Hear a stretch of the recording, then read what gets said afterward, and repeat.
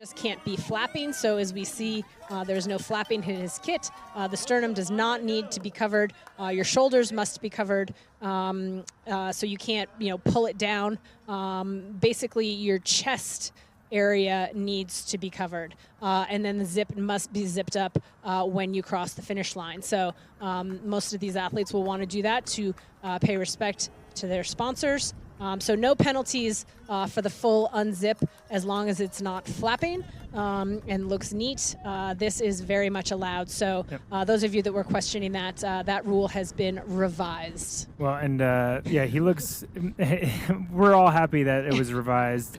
No offense to Jimmy or whoever made up that rule, but we're all excited that it's been revised. And, we want to make sure everybody's looking tidy. And no doubt that our leader right now is looking pretty tidy. Who else is keeping it tidy is Daniela Reef.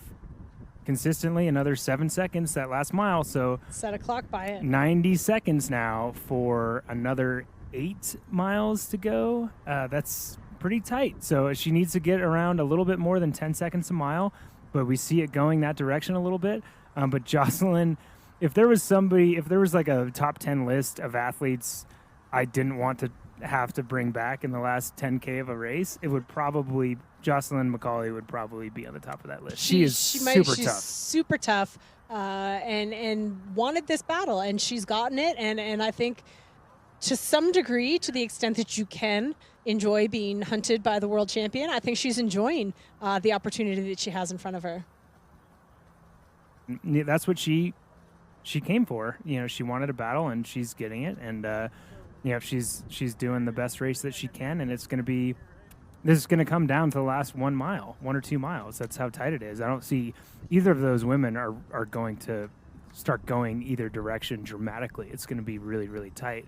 No, I think the drama may be happening a bit further back in the women's field. Yeah, okay. Still waiting at 16.7 miles for Kimberly Morrison to make her way across that split and see that the damage that Jeannie Seymour has put into her. So that is where some of the drama is happening. I don't think we've got any drama other than, is Daniela going to be Jocelyn? Is Jocelyn going to be Daniela? And that's pretty dramatic when we're talking about the upset of a defending world champion who's been unbeaten at this distance since 2014. I would say so for sure. But I do look at the 15-mile marker. Kimberly Morrison is now only 2.5 minutes in front of Jeannie Seymour. So that's most likely going to come back pretty quickly, right? But again, and Leslie Smith, just 10 minutes down with 10 miles to go. So she's a little less holding than a that minute pace. a mile. She's holding that pace. And for an athlete like Leslie, she's sort of used to being in this position. She knows she's got to rely on that run split. She put in a great swim today, lost a little ground on the bike. But Leslie's another athlete that in this race last year, she ran her way onto the podium. So she knows that that's where she can't lose the focus. She's got to keep the gas pedal on right to the finish line, and she's got the ability to do it. Yep. And then other happenings in the race, we've got our men's leader on the screen. Andrew Starkowitz has been passed for second place.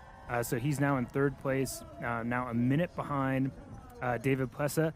And we've got Joe Skipper now in fourth place, took over Matt Hansen's position in fourth, and he is now 2.5 minutes behind Andrew Starkowitz with just under 3 miles to go. So it's going to be pretty tight, and I guarantee you he's really ratcheting up that pace. So the last checkpoint, Joe Skipper put in 90 seconds in the previous 2 miles. So it's going to be a lot for Starkowitz to be able to hold that off, but that will be a battle for sure. But particularly if that comes into a sprint in the last half mile or so, I don't know that Starkowitz has the foot speed at this point in a race versus sort of more of a run specialist like a Joe Skipper. Yeah, well, here we go. This is Patrik Nilsson. He's gone through 25.5 miles at a 2:36.36 pace. He's now in the finish chute area with less than a half mile to go. And he has the ability, he's going to go under 750, Didi,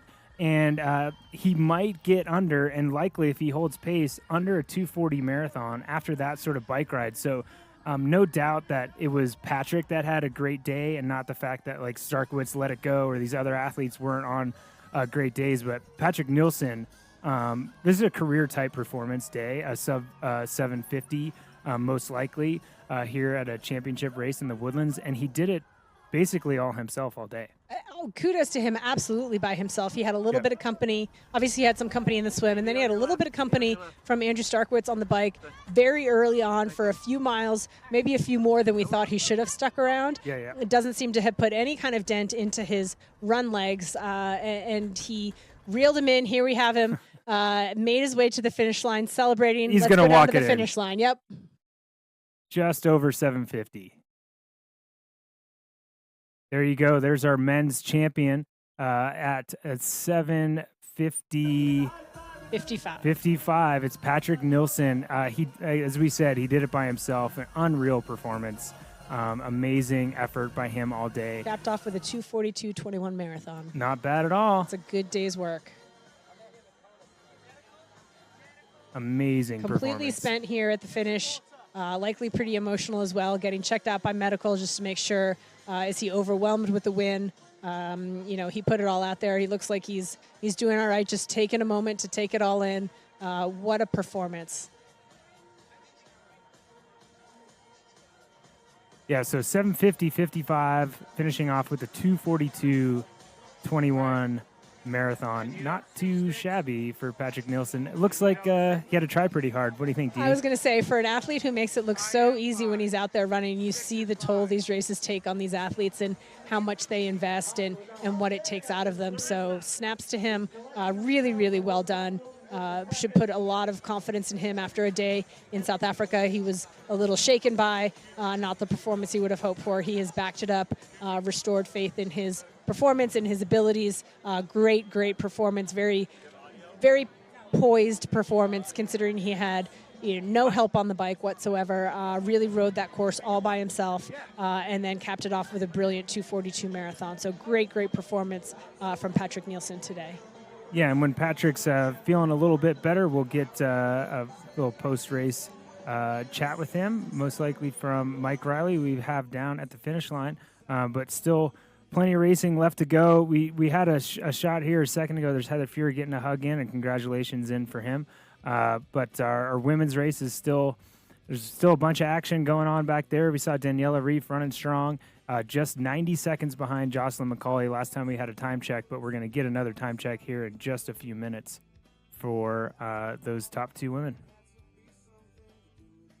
And we're going to try to get down to the finish line here with Mike Riley interviewing our men's champion, Patrik Nilsson.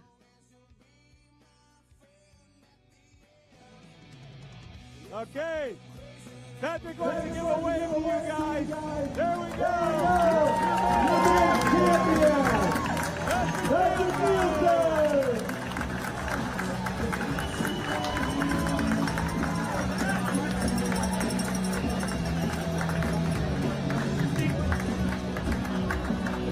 No, I don't have no stick mic for free yet.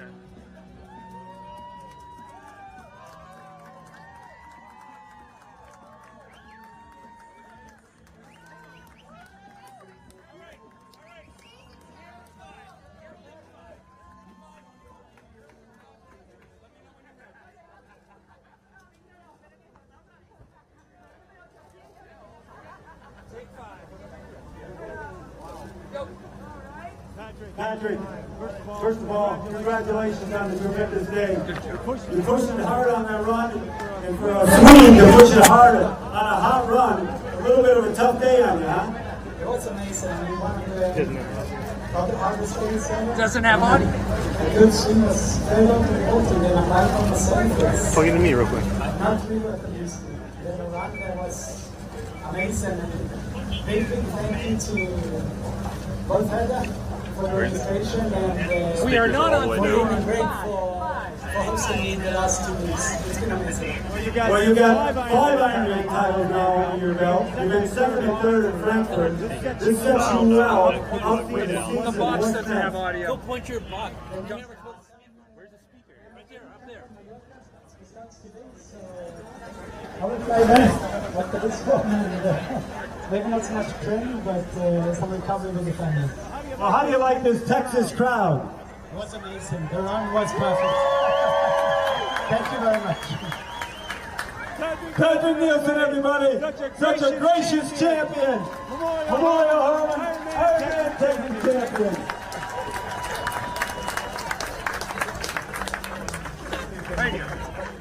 At it from Mike Riley down with our men's champion, Patrik Nilsson.